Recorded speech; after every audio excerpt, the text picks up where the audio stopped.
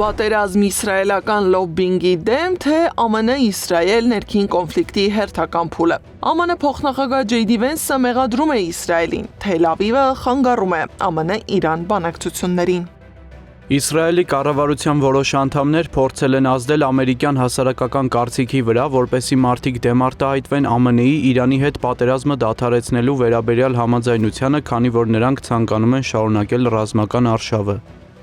Միացյալ Նահանգների փոխնախագահի հայտարարություններից հետո ուշադրության կենտրոնում կրկին հայտնվել է իսրայելական լոբբինգի գործունեությունը։ Փորձագետների խոսքով վերջին ամիսներին Վաշինգտոնում ակտիվացել են Իսրայելի շահերը ներկայացնող կազմակերպությունները, փորձելով ազդել Միացյալ Նահանգների արտաքին քաղաքական որոշումների վրա, մասնավորապես Իրանի հետ հարաբերությունների հարցում։ Սակայն սա նրանց գործունեության ընդամենը մեկ ուղղությունն է։ Կոնկրետ Ջեյ Դի Վենսի դեմ ուղղված լոբինգն է, որտեղ փորձում են չեղարկել Ջեյ Դի Վենսի կատարած փորձերը տարածաշրջանում գոնե ստատուս քվոն պահպանելու եւ ճակերտավոր, ասենք, խաղաղություն հաստատելու ուղղությամբ, որովհետեւ դրանից հետո տարածաշրջանում ավելի ծանրանալու է Իսրայելի վիճակը։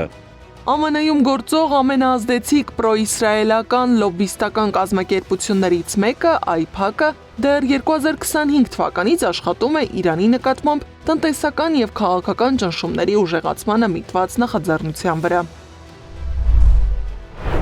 Կիրառել սանկցիաներ բոլոր կազմակերպությունների, ընկերությունների եւ պետությունների դեմ, որոնք համագործակցում են Իրանի հետ, օրինակ նավթ են գնում։ Չնայած Միացյալ Նահանգներն Իսրայելին տարեկան մոտ 3 միլիարդ դոլարի ռազմական օգնություն է տրամադրում, վերջին շրջանում կոնգրեսի դեմոկրատները նախաձեռնել են այդ օգնության ծավալի կրճատման գործընթաց։ Ըստ Իրանագետի, այն փաստը, որ նախաձեռնությունը զգալի աջակցություն է ստացել հենց դեմոկրատների շրջանում, վկայում է, որ Վաշինգտոնում տարիներ շարունակ գոյություն ունեցած անվերապահ իսրայելամետ կոնսենսուսն այլևս նույն ուժը չունի։ Իսրայելին հատկացվող ռազմական օգնությունը ոչ թե գնա երկրի, ասենք Ամերիկայի բյուջեից, այլ կցվի Պենտագոնի բյուջեին եւ համարվի Պենտագոնի ներքին ծախսեր եւ դաշնակիցների օգնության հարցով։ Իսրայելը փորձում է դա այդպես անելով զրկի մյուս սենատորներին եւ կոնգրեսականներին Իսրայելի դեմ ինչ-որ նման քայլեր ձեռնարկել համար։ Թել Ավիվը շահագրգռված է, որ կոնգրեսում ավելի շատ օրենսդիրներ աջակցեն իսրայելամետ նախաձեռնություններին եւ այդ նպատակով էլ ակտիվորեն աշխատում են լոբբիստական կազմակերպությունները։ Ֆինանսական աջակցություն են տրամադրում լրիվ թափանցիկ նկատի ունեմ օրենքների լոբիզմի մասին Միացյալ Նահանգներում եւ աջակցում են պրոիսրայելական տեխնացուն, որին անցնել պրայմերիսը եւ ապագայում սենատում ներկայացնի Միչիգանը եւ պարզը ապագայում աջակցի տարբեր օրակարգներին, որը միայն Իսրայելը փորձի առաջ մղի կոնգրեսում։ Վաշինգտոնի եւ Թել Ավիվի միջև տարաձայնությունները նոր երևույթ չեն, սակայն այս անգամ դրանց կենտրոնում հայտնվել է ոչ միայն Իրանի շուրջ քաղաքականությունը, այլև Ամերիկայի ամենամութ քրեական պատմություններից մեկը՝ Ջեֆրի Էփշտեյնի գործը։ Ըստ Վենսի, Էփշտեյնը կապեր է ունեցել իսրայելական հետախուզության բարձրագույն օղակների հետ։ Փոխնախագահն առանձնացրել է լուսաբանվող մի տեսություն, ըստ որի ֆինանսիստը եղել է հրեա միլիարդատեր բարերար Les Վեքսների հարկային խորհրդատուն։